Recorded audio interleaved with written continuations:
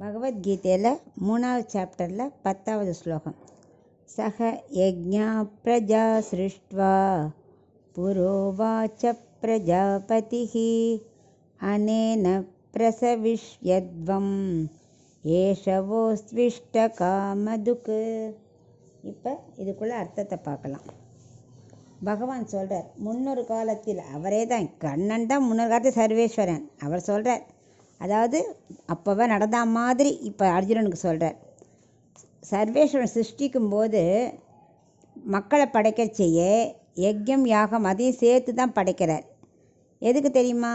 இந்த யஜ்யம் யாகம்னால நம்ம பூஜை பண்ணுறோம் இல்லையா, அதனால் நமக்கு ஆசைப்பட்டதெல்லாம் கிடைக்கட்டும், அவள் சந்தோஷமாக இருக்கட்டும் அப்படின்னு அவர் நமக்கு கொடுக்குறார் எல்லாத்தையும்.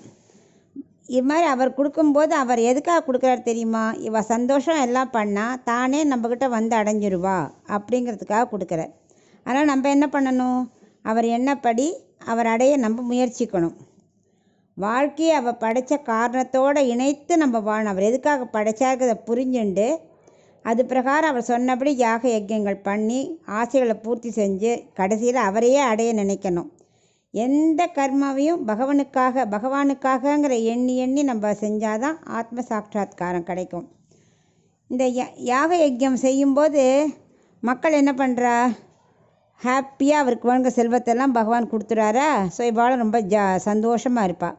அதனால் தேவ பூஜை பண்ண சந்தோஷத்தோடு மட்டும் இருக்கக்கூடாது. அப்படியே நமக்கு இவ்வளோ சந்தோஷத்தை கொடுத்த பகவானை நம்ம பிரீத்தி பண்ணணும் அப்படின்னு அவருக்கு ஏற்ற மாதிரி நம்ம நடந்துக்கணும் அப்படின்னு கண்ணன் அர்ஜுனனுக்கு உபதேசம் பண்ணுறார்.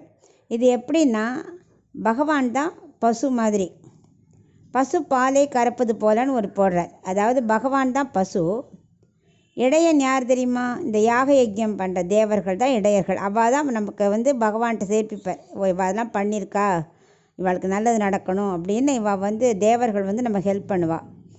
அந்த பால் தான் நம்மளோட ஆசைகள், நமக்கு வேணுங்கிறதெல்லாம் நிறைவேற்றி வைக்கிறதுக்கு பசு பாலை கறக்கிற மாதிரி பகவான் இந்த தேவர்கள் மூலமாக நம்ம யஜ்யம் பண்ண நம்ம ஆசையை பூர்த்தி பண்ணுறார்.